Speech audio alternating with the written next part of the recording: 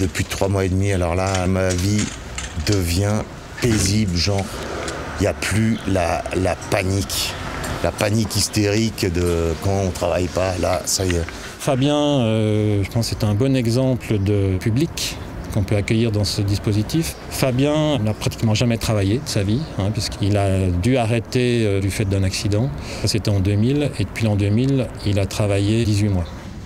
Il a été accompagné dans un dispositif, je dirais, classique, où on le remobilisait pendant 3 mois. Il y avait un élan qui avait été créé, le dispositif s'arrête, et là, quelque part, il s'effondre. Donc là, une des plus-values qu'on a pu lui apporter, c'est cet accompagnement dans la durée. Toutes les formules, disons, traditionnelles de réadaptation et d'insertion actuellement des malades mentaux ou des personnes en situation de handicap psychique sont relativement en échec et sont relativement peu efficaces. Ce qui était le plus péjoratif, c'est qu'il y avait des discontinuités.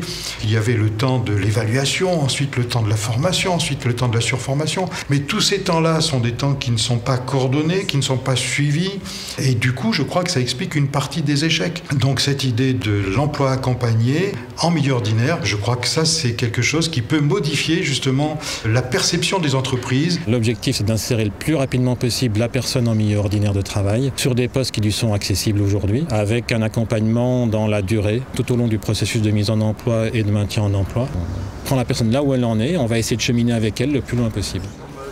Fabien, sa mission principale, c'était l'entretien des espaces extérieurs et intérieurs de l'hôtel pour nos clients. Fabien a dépassé son objectif puisqu'en 2 mois déjà, il a intégré, il fait son tour et il le fait correctement pour pouvoir passer sur d'autres missions et apprendre d'autres missions.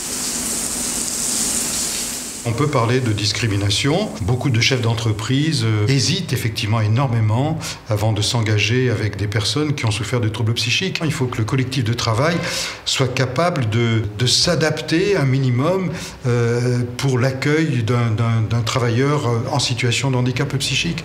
Décideur, dès qu'on rencontre une petite difficulté, tout ça, on a vraiment un interlocuteur.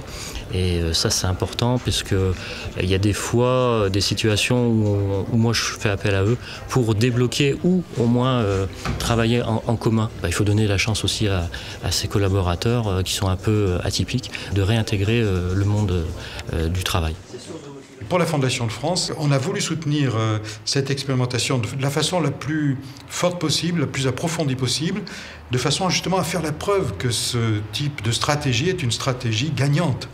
Effectivement, ce qu'on espère, c'est qu'on va pouvoir dégager des financements pour que d'autres structures, d'autres services puissent s'engager véritablement fortement dans ce type d'action.